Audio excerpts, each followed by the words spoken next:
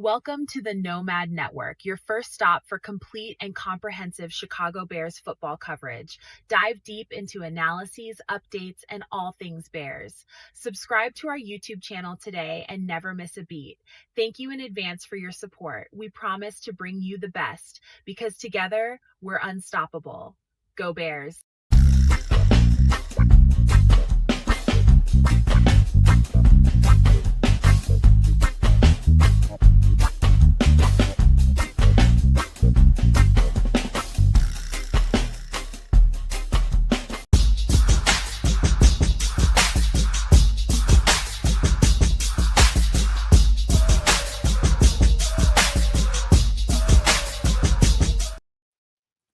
Yo, no maniacs. Welcome into another edition of Feed the Bears, where I do my job to feed you, the Bears, the best coverage we can give you, man.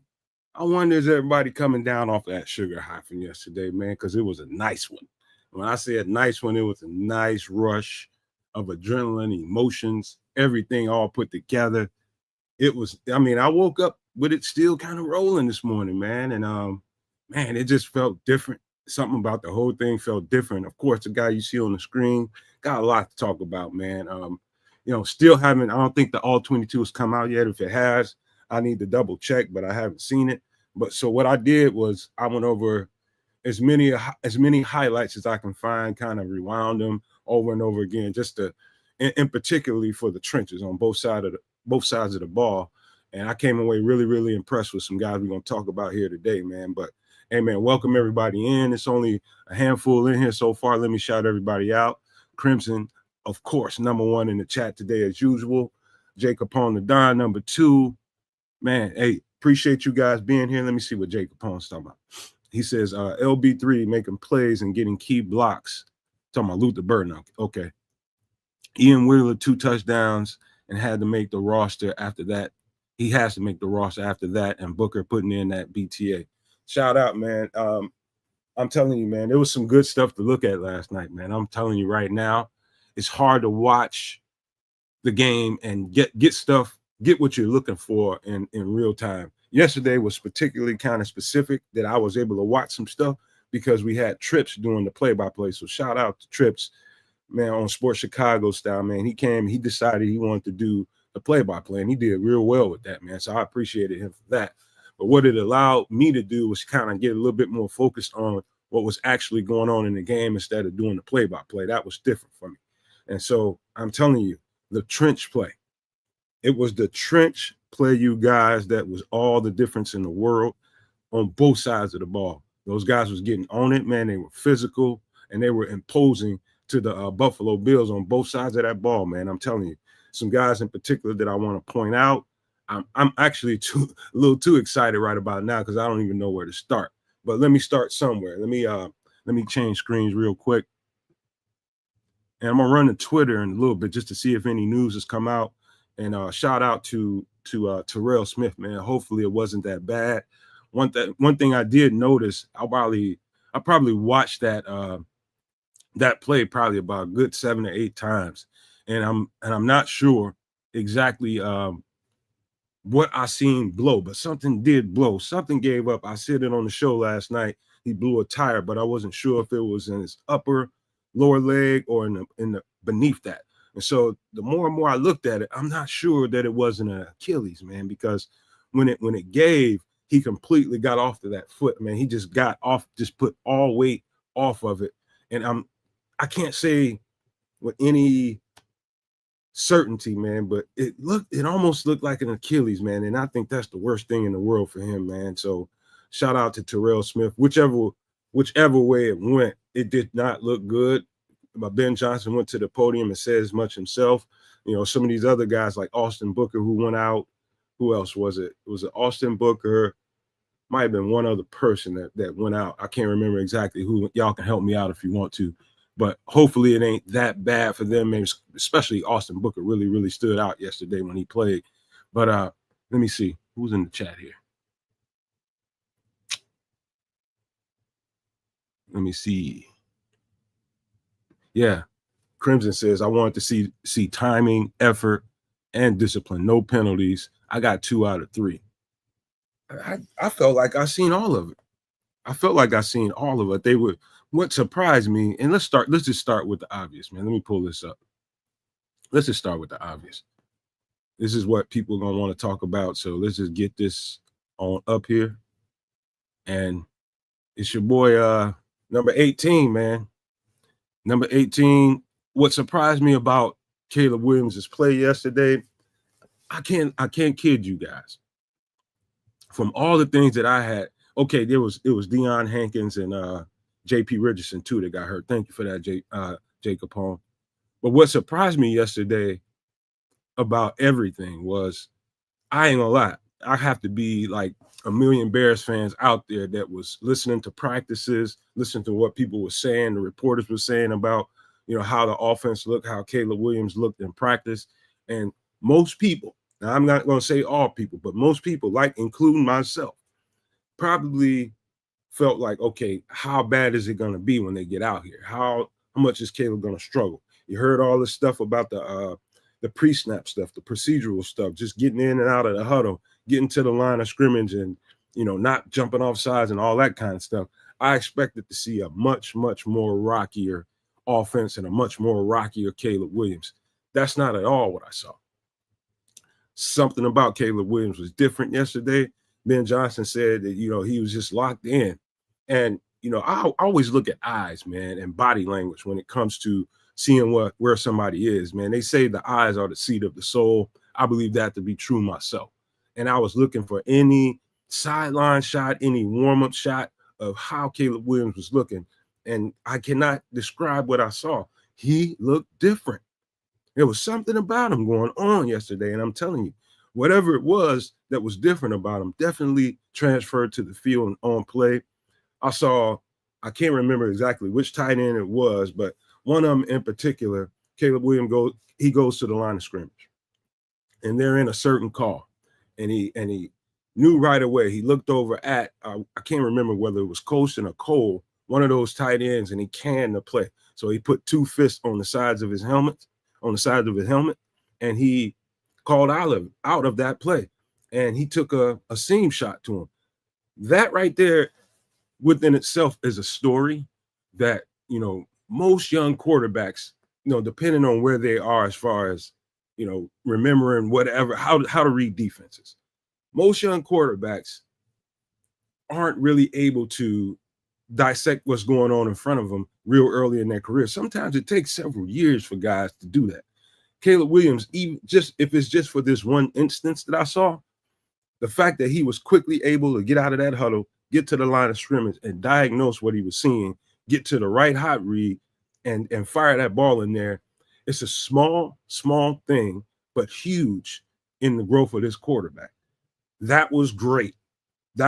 Because once he's able to do that on a more regular basis, now week 1 versus the Vikings is going to be a totally different thing. It's going to be disguise city and good luck with trying to, diagnose what these dudes are going to try to do. It's going to be a totally different thing. This was preseason. I'm not trying to make too much out of it than I should. It was preseason, but it was really good to see him get to the line of scrimmage so fast and know exactly what to do with the defense that was put in front of him. That was a growth that I wasn't expecting to see in preseason game number 1 for him. So that was big. Let me get to the chat. Let me see who's saying what. Let me see. He says Crimson says 5 penalties is too much. I think they're going to improve on that. I can't even remember the penalties. To be honest with you, Crimson, I don't know whether it was stuff on the offensive side of the ball, defense. I don't remember the penalties. I can't lie to you. I do not remember. Yes, Liberty, very encouraging game. It was just little things like going to the line of scrimmage and diagnosing what the defense is getting ready to be in and where your hot is. Who's that hot guy? And so what I think Ben Johnson was intentional about was making sure that he put those tight ends on display, because his intent is to make sure that every defense that has to come in and play the Chicago Bears, when they got those tight ends on the field, whether it's a single tight end or a double tight end, you got a game plan for those guys. I think he went out there with the intention to use that to his advantage. And as like the first team that we're going to have to deal with, which is Minnesota, when they start game planning for the Bears in this first this first game of the season, they're going to start there with how to defend these tight ends. And that was intentional by Ben Johnson. That was pure intention by him. And so he's going to make teams account for those tight ends, which is going to make everybody else a little bit more hot. You got DJ, you got Rome, you got Luther Burden whenever he gets in there. Olamide Zaccheaus, OZ. Those guys are going to get a little bit more hot for the simple fact that those tight ends have to be accounted for. And so you start putting this weaponry together and start thinking about it all and wondering how well this can go. Him featuring those tight ends early in this preseason game was huge. I'm just telling you right now, it's going to be huge in the grand scheme of things. Let me get to a couple of things in the chat. Crimson he says, Caleb finally get over that flu infection he had. I love it. What up, FFG Supernova Maniac? Hey, man, everybody else got the invite yesterday. Trip got his invite. I sent it to you. I think Ked sent it to you. I don't know why you didn't get it. I got to figure it out. And that happens. That's happened a few times since I got this new computer on my end of it. But I don't know why when Ked sent his, you didn't get that. I don't know. But we was busy doing the show. I couldn't really focus on it. I'm sorry about that. We will get you in there, bro. Don't even worry about it. Let me see. Jay Capone Don says, you think Dom Rob is hurt too? I didn't see that either. I hope it ain't too bad. Hold on. King Kong, shout out to King Kong busting up in this piece. He said it felt good to watch the offense looking like that, even though it's preseason. I'm telling you, man, that was it was a surprise and a relief all at the same time, Ken. It was like I was expecting a lot more struggle than I saw. And, I think you got to give the coaches the credit, whether it's, what's his name? JT, I can't think of his last name, the quarterback's coach, and Ben Johnson getting this guy ready, man. They had him ready with a certain select amount of plays. This is what we're going to get off. They got off the very first play of the game, get him a nice, easy roll out, quick throw and catch, easy peasy. That's how you want to get your quarterback in rhythm. Got him. I don't know what happened on the next one, but I think it was another pass, but it was rhythm stuff for him. It was just rhythm stuff for him. They did a good job making sure that he got into an early rhythm, and it looked good, man. It looked really good. Shout out to Illy Jones, Mr. Mayhem. I don't know where Don at, man. I bet he'll be here by Wednesday, man. He'll be recovered, licking his wounds, and he'll show up by Wednesday. I bet you. All right. Let me see about Twitter here. Let me see what's going on with Twitter. Let me share my screen. Might be some news going on. Let's see. If you guys can see that, somebody please give me a thumbs up. I can't see it yet. Oh, I gotta get this image off. All right. Hold on.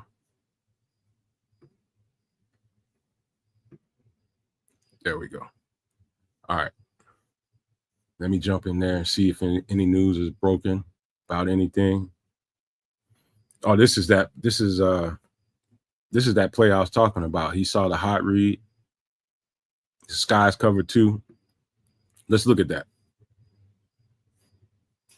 Look at him go to the line of scrimmage. Right there is when he knew he had something right there. That's when he decided that, okay, this is a disguise.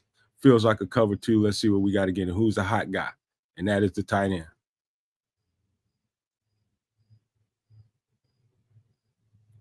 Boom. Seam throw. It's a beautiful thing to see, man, because he's going to have to get to those on a regular basis during the season, man. It's just about making sure you saw the defense as it is and making sure it's not a disguise and they roll a safety back on you or roll a linebacker into coverage when you think it's all kinds of reasons why that can go wrong, but he had it right this time. So that's going to be a chess match from here on out with Caleb Williams trying to figure those kinds of things out, but they look good for at least this one play. All right, let me see what else is going on. Let's see if we got any news.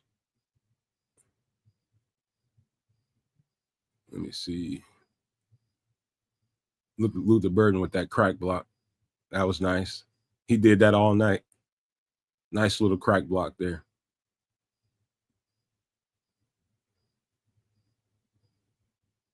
Let's see. I'm gonna refresh one quick time to see if there's anything going on.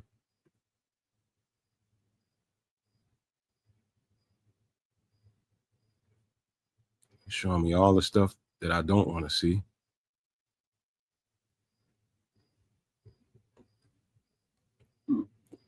All right, I'm not seeing a whole bunch of nothing, y'all. What is Brad Biggs? He's talking about something from 16 hours ago. All right, let me jump back in here.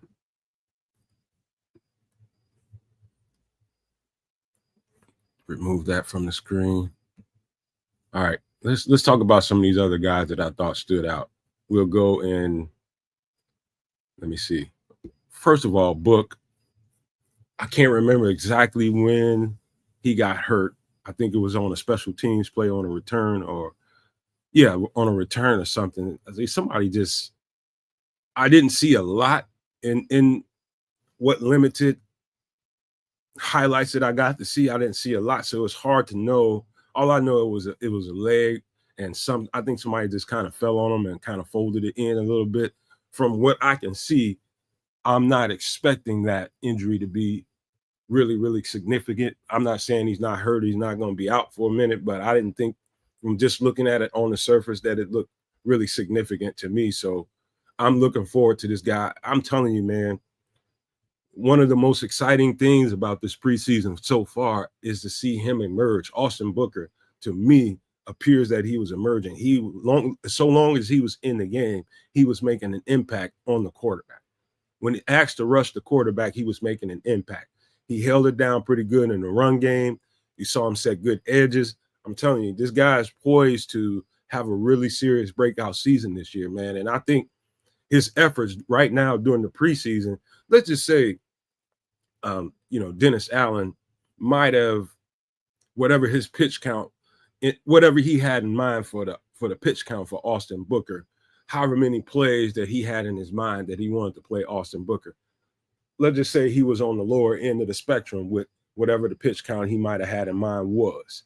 I'm guaranteeing you by now, and I'm telling you this by now, looking at Austin Booker on film, as Dennis Allen will have to do, he's seen everything that I've seen probably 10 times over. Whatever he might have thought that pitch count was for Austin Booker, it just multiplied. And it's proven that every single preseason game. Like, dog, you're going to have to consider me. You're going to have to put me in the mix big time. Austin Booker is going to get significant tick this year.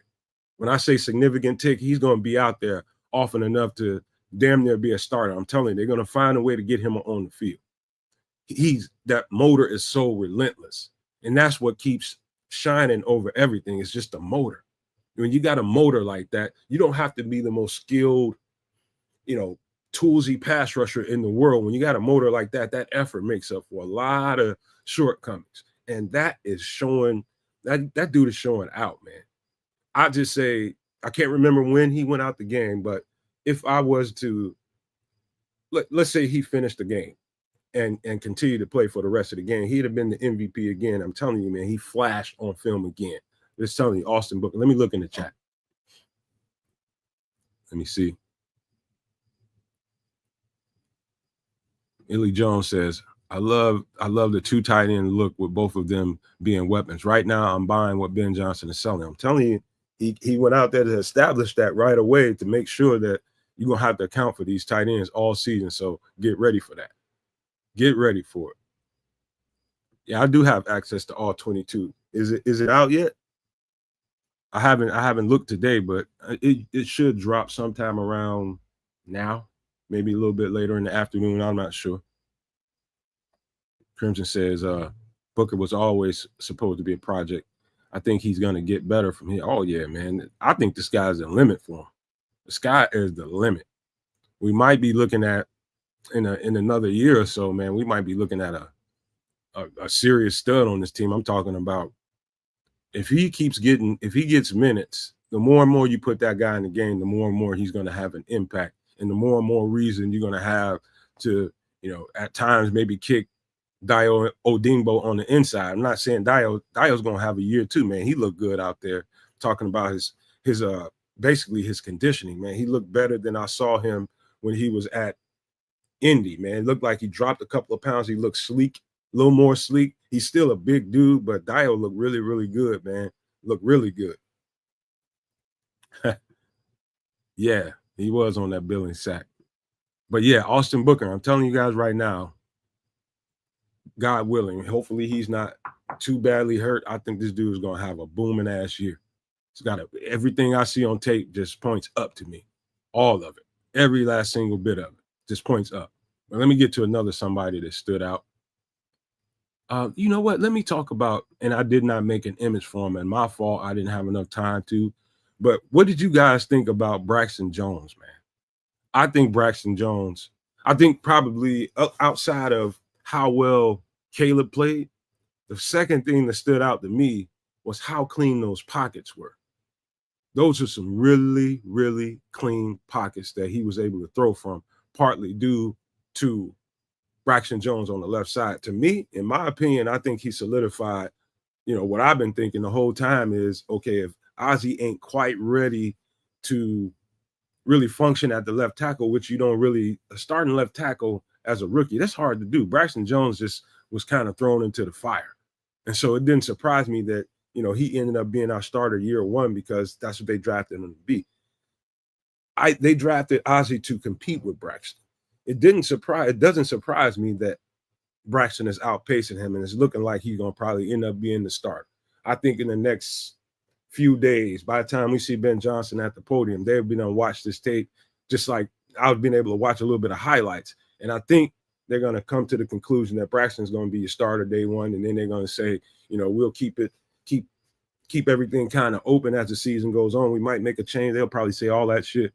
But I'm telling you right now, Braxton Jones probably going into week one as your starter because it looked really, really good, man. He had nice pass sets, really clean technique.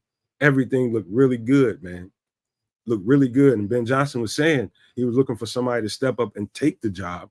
That's what it looked like Braxton Jones did. So shout out to Braxton Jones. A couple of guys like kids and a couple of guys on the channel, they don't want to see that happen. They felt like, we should move Braxton Jones and try to get something from him.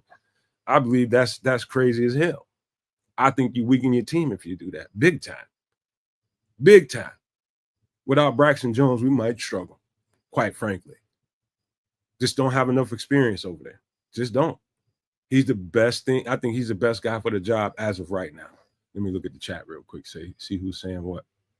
Yeah, he looked good. Yes, he did. I hear you, Crimson. He said he says he still don't trust him for 17 games. And he'll have his ups and downs. I think Braxton Jones, depending on how Ben Johnson schemes this up, he won't have to pass protect nearly as much as he did under other coaches. That ball is going to come out a whole lot quicker, and he's only going to pass protect for 2.5, maybe 3 seconds, and he's done with it. The ball's got to come out fast, and that's just the idea of what this offense is. It'll be times when Caleb will take that 5 to 7 steps back, and he have to, protect for a little bit longer on those downs. When you have a play call designed like that, that's when you leave in the chip. That's exactly when you leave in the chip. Go give him some help and make sure that nobody's getting away from him over there. That's how you scheme up, how to, you can play with Braxton Jones and get out of games and play well. But in certain pass sets, you got to make sure maybe you got a chip on maybe those longer dropbacks, 5 to 7 yard dropbacks. You make sure you got a chip over there. That's how you can help it. It's just scheme stuff that they can do. Let me see. Illinois Jones says, I don't know. What do I know? He said, what I do know is Poles can't evaluate O-line talent. Man, that's a good argument to have right now, man. I know one thing. They suck at drafting running backs. I know that. Tell you that much. Let me see. I hope my stream is installing. It might be some on your end, Crimson. I hope this one is installing. Let me see. Yeah.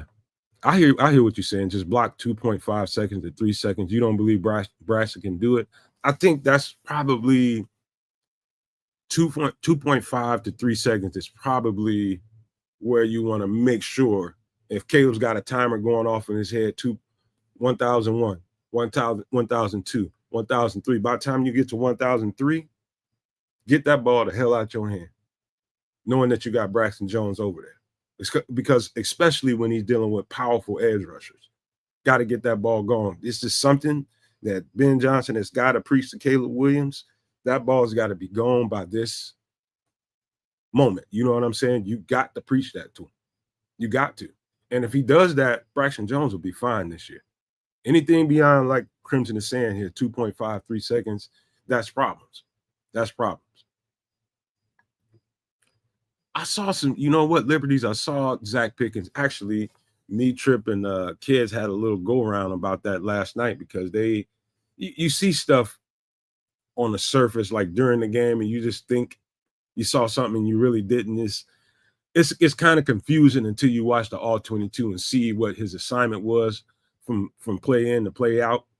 You know, I saw some good stuff. I saw some surge off the line of scrimmage. I saw the quicks. I saw the power he was getting upfield is what Dennis Allen is coaching these guys to do. Just get upfield, beat the guy in front of you, give him a problem, get up the field. And if the ball comes your way, it comes your way. Get in position to either funnel that thing inside, funnel that thing outside, or make the play on the ball. But it's lane pass rushing for the most part. That's the best way I can describe it. Let me see. All right, let me get to a couple more guys that stood out to me. Of course, Daniel Hardy, every single, like Daniel Hardy, I mean, there was literally smoke coming off one of these guys when he hit him. I think it was on a kickoff return or something. Can't remember exactly what it was. It might have been a kickoff return, but he absolutely smoked somebody. Absolutely smoked him. That's the kind of stuff that if there's any question about, okay, let's consider this guy, Daniel Hardy, do we keep him? Can we find room on the 53 for him? Can we get him into the rotation at edge rusher? When you get through with all that contemplating, one thing you can say for sure, Daniel Hardy's a beast on special teams.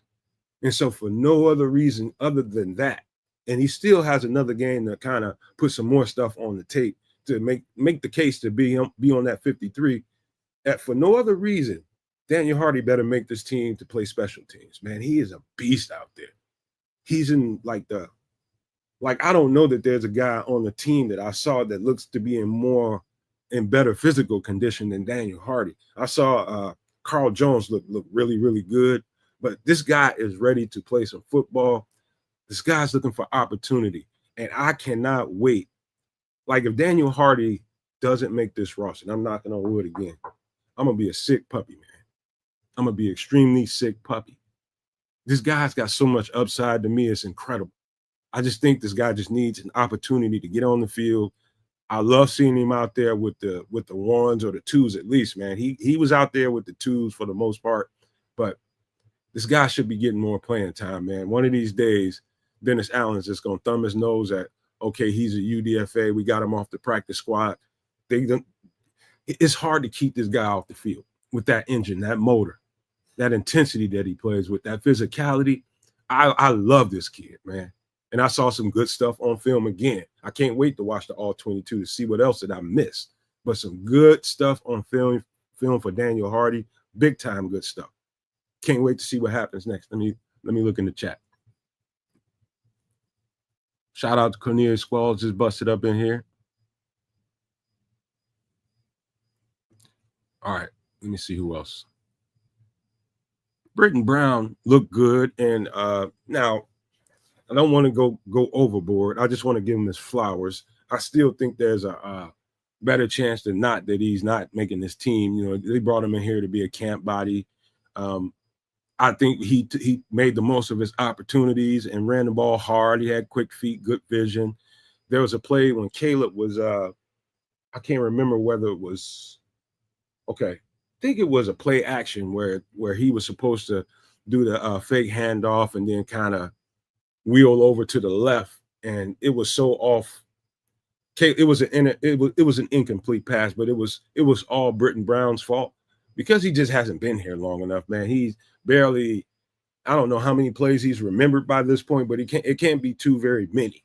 You know what I mean? But it was supposed to be a little screen pass over there to him off of a play action, and he blew it up because he was just out of alignment. That's the only thing I could say bad about him. But that's just he just got here. What do you expect? But that would have been a nice looking play if he'd have completed that and got it off, because it looked like they had it nicely blocked up. So missed the opportunity there. The rest of his game, man, whatever opportunities he got, man, that line opened up nice space for these running backs to run through. We'll talk about some of that stuff in a few minutes, but he looked good in the limited, opportunities given to him. I'm not saying he's going to make this team. I don't think so. I don't think so, but, could be surprised here. I highly doubt it, but he looked good in the limited amount of snaps he got. Let's see here. Let's see. Another guy that really stood out to me was Ryan Bates, man. Again, Ryan Bates is having a hell of a training camp and I'm basing this on the things I've heard in practices from the reporters and everybody else surrounding that facility.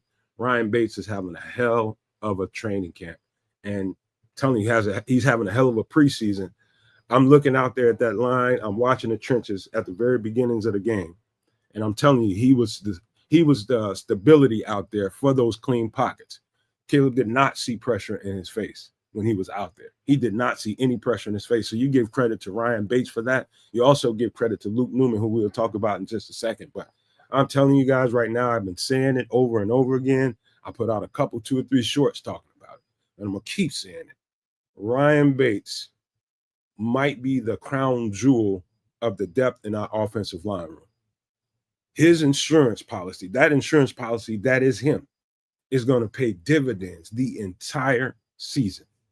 You don't find very many offensive linemen that can fan out from tackle to tackle and then play all the interior roles at the same time. I've literally seen Ryan Bates play every single role on the offensive line and play it well. And so all the people that still crying about, oh, we should have got rid of him, we paid him too much, pump your brakes, man. This is a nice piece to have, and he's going to provide so much more stability along the offensive line that we're used to seeing. It's immeasurable. I'm telling you, Ryan Bates is a piece, and I hope he stays healthy, knock on wood. But man, he's playing his ass off. I can just tell you that. I can't wait to watch the All 22 to see what else comes to light. Really good piece, man. Let me look at the chat.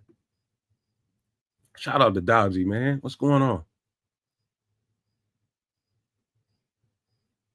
The 2026 Bears, per Cornelius Squalls, the Bears can get their difference maker at running back.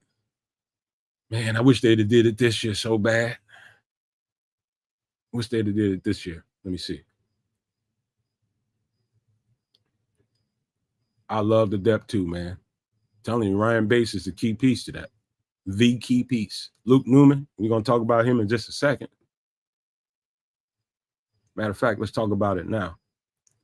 Again, so what I saw with Luke Newman, I can't say that he's overperforming, because it'd almost be like I'm shortchanging him or dismissing him for some reason.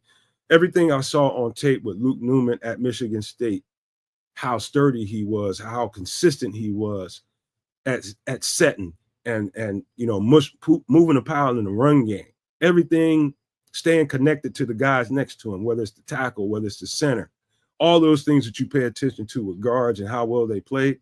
Not only that, he was able to switch sides during the game. He went back and forth a couple times just to see. I think they were just pushing him, hard to see if he could handle that kind of adversity. And he handled it well from what I've seen on film. Luke Newman is going to be a dude on this team. I've seen enough so far to make me feel really, really confident to tell you that I think he's going to be a good piece on this roster, a depth piece for a long time, until his opportunity comes. And whenever Joe Tooney calls it quits, this guy is going to be able to replace him very, very well. I'm telling you, Luke Newman was a really good draft pick. I don't know who was it, Illy, that said that Ryan Poles don't know how to draft offensive linemen. This was a really good pick, man. This was a really good pickup, man. Just solid solid, fundamental, technical work that he put on tape yesterday on both sides, at left guard and at right guard.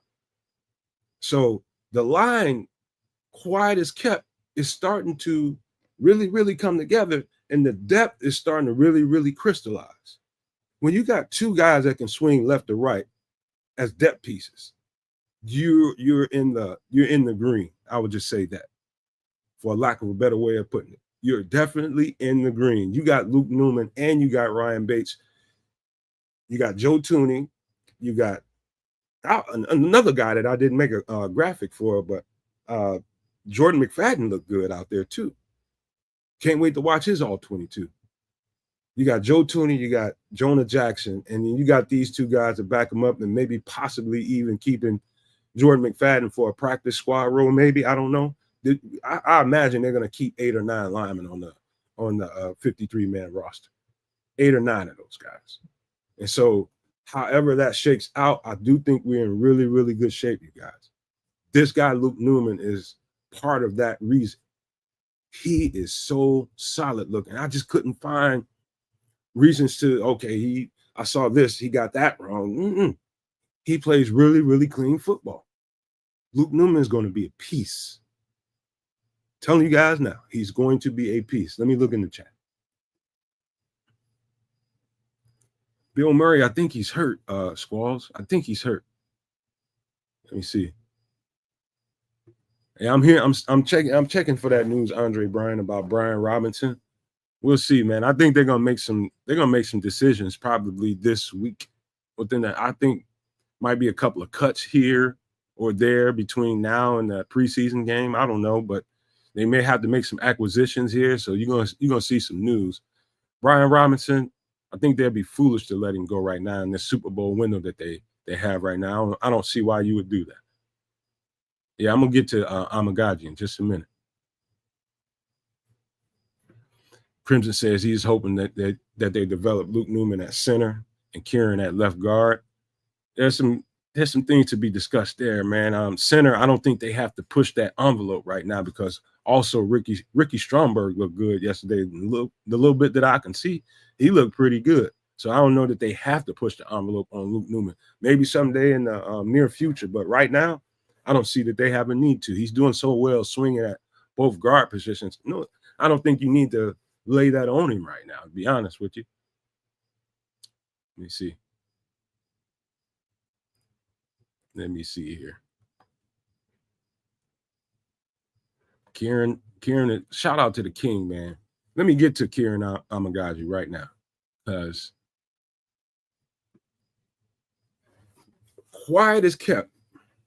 Kiran Amegadji played some ball yesterday. I'm going to repeat myself. Kiran Amegadji played some goddamn football yesterday. Like, there's a couple of plays when, like the nice little run by, I think it was Ian Wheeler, got a touchdown out of it. You go back and watch that replay. Go back and watch that highlight. Watch 72 on there. He was a road grader out there. I think he was more impressive in the run game than, I'd say he had solid pass sets too. His pass sets was solid, but the more impressive thing was his physicality in the run game. Kiran Amegadji was blowing people up. And I think just by looking at the tone and tenor of his play, it's almost like Coach Rochard got into his ear, Ben Johnson or somebody got into his ear and said, Kiran, I want to see, if nothing else, I want to see pure physicality out of you. And that shone through it was nice to see. Kiran Amegadji, I'm telling you, through the rest of this week until we get to the next game, as people start getting hold of that all 22, watch and see how many Kiran Amegadji all 22 little cut-ups you see. Because he was tearing people's asses up.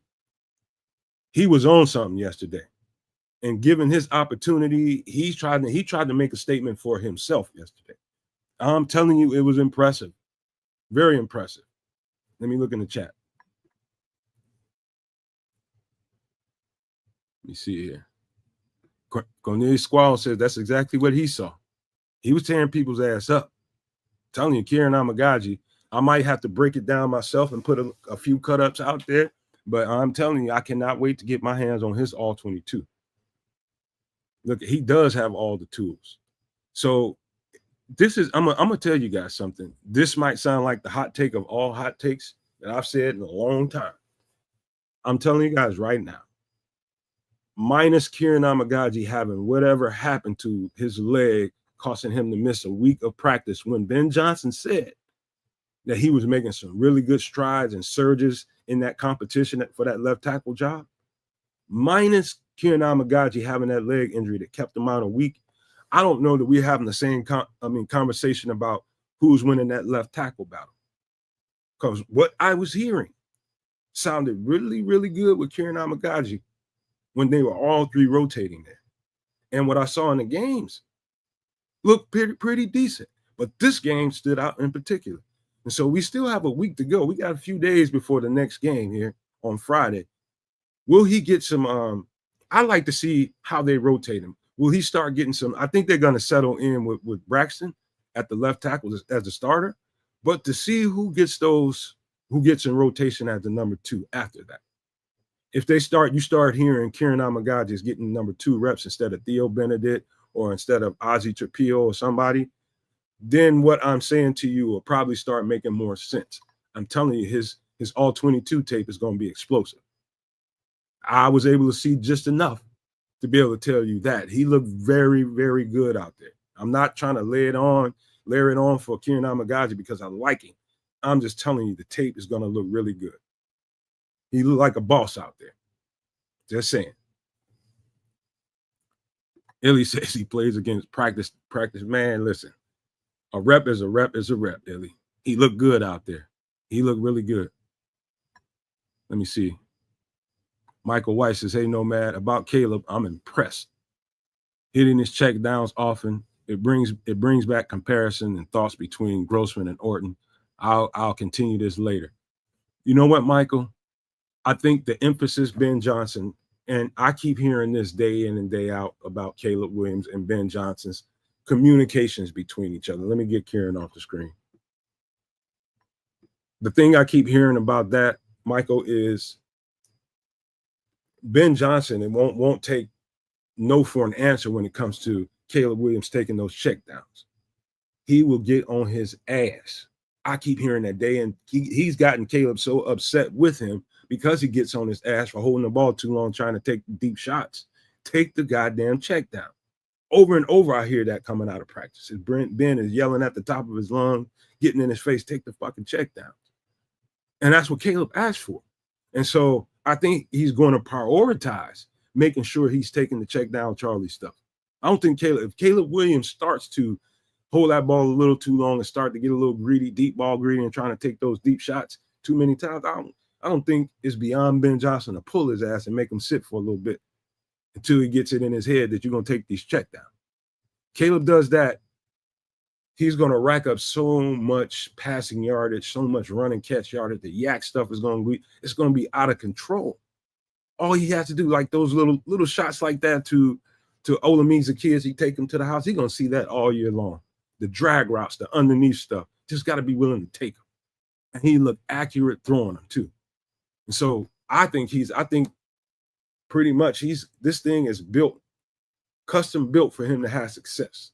Scheme built for him to take those little drag routes. I think those are going to be big for us. The underneath stuff, catch and run. And so if he accepts that that's the kind of quarterback that he needs to be, and I don't need to be running around all over the place, footloose and fancy free, throwing the ball 60 yards down the field all the time, if he can accept that this is his role to manage the game and to keep the chains moving, Caleb Williams will have the season we think he can have. He can turn into the quarterback we think he's capable of being. He's just got to accept it. Point blank, period. Let me get to the next guy. We got a couple more before we get out of here. This one I got to make sure we bring up, and that is our boy Tyler Scott. Come on, man. Can we get that guy's flowers? Now, if you want to talk about a little bit of negative, there was a play, can't remember whether it was a running back. I don't know what it was, but he was supposed to crack down on the edge rusher or a linebacker, and he completely whiffed This hole, I think it was a toss play to the left. This hole was so wide, everybody else took care of their assignment so flawlessly. That running back's grandma could have ran through this hole. It was so nicely set up. And all Tyler Scott had to do was slow down and make sure he cracked that. I don't know, it was an edge rush. I think it was a linebacker. Made sure he secured that block, and that running back would have probably hit his head on the goalpost. That hole was so big. But he missed that one assignment, blew the entire play up. But that's the only thing, other than I didn't even see it, but I heard that he muffed a kickoff return or something. Other than that, you take those two things, put them to the side, put him in his proper place. Other than that, I saw development of a receiver. I saw a kid that put on a little bit of weight, got a little bit of bottom to him. I saw that, and I saw a guy that I thought I'd never see Tyler Scott get targeted for a corner shot, for a bucket shot, pylon shot is what we want to call that. And have the good hands, the toe tap, the technique to make sure, knowing where he was at, to get those feet down and make that grab. That was huge. That said a lot to me about what Tyler Scott's been doing without eyes on him. He's been working. Because if you had to call out Tyler Scott's weakness, and that's if you had a weakness that you wanted to point out with him, it's his development as a real receiver. So the other stuff that you saw is pure explosiveness. Just put the ball in his hand, boom, get it blocked up, and see that explosive player that he is on display. You saw that too. Can he make a case to keep a role on his team? I don't know. I think this next preseason game will tell a lot about Tyler Scott. If he can have some explosive plays in this next preseason game, I don't know how they don't keep him somewhere on this roster. I don't know how they do. I don't know how they don't keep him. But I'm rooting for this cat. I've been cheering for him for a long time, but his deficiencies are as a pure receiver. Those are his deficiencies. Now, some of the stuff I saw, again, I'm telling you, it was nice to watch. It was nice to watch him actually play and catch the ball like a real receiver. Tap those toes down. That was really nice. Let me see. Rock Davis, shout out to Rock Davis. He says, yo, Nomad, the coach has to do that with Caleb Williams. Has to do that. Williams was doing that high school, and the coach had to get him out of there. Yeah, man, he's talking about how all that running around and not being a poised, polished, in the pocket NFL quarterback, he's coaching some bad habits out of him, is what he's doing, Rock Davis. You're right. You got to get him out of that mindset of running around. He looked comfortable in that pocket and settled and okay with standing in that pocket and not running around. That's going to be the litmus test for him. So he gets an A+ from me. If he can look like that, sit in that pocket and be comfortable, again, Rock, what I was talking about before you got in here is how nice and clean those pockets were and had him comfortable. If they can produce clean pockets like that on a regular basis, Caleb Williams can light this league up. So all he has to do is feel comfortable back there. He started getting hit and knocked to the ground and people in his face all the time, and usually that comes from the middle. Then we talking a different thing. Yesterday looked really, really good, man. It was really good. If they can continue that, Caleb Williams is poised to have a really, really good season. That's all I can say. But I can't wait to the all 22 till I get my hands on it. Let me see. Michael White says, I agree with you. It's the difference between strategy versus tactics. A defense will adjust and work to stop the check down making and the intermediate and longer passes easier. Yeah, man. You got to make them respect those. And you throw the running game into that. You start thinking about the running game and how successful that running game might be. That kind of stuff has got to be established. You don't just decide that, okay, we're gonna attack a team, with deep passes today. No, you have to do the things in advance to put yourself in a position to attack down the field. If they don't respect your running game, none of that shit's gonna work. If they don't respect your intermediate passing game, none of that shit downfield is gonna work. Point blank, period.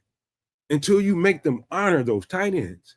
until you make them honor you with your running backs, until you make them honor the slot receiver doing the drag routes and make them play that stuff, and so that they expect it. Now the defense is starting to constrict, starting to tighten down because they want to get after you and try to stop that yardage from happening, you moving a change. Now your downfield shots start working. Now you get those one-on-ones. Now you get those mismatches. Now you take those shots. But one thing has to come before the other. And you have to establish a solid, sound run game, and that intermediate passing stuff, the 15 yards and in, that has to be money. You have to be constantly biting chunks out of a defense and making them tighten down on you before you can get over the top of it.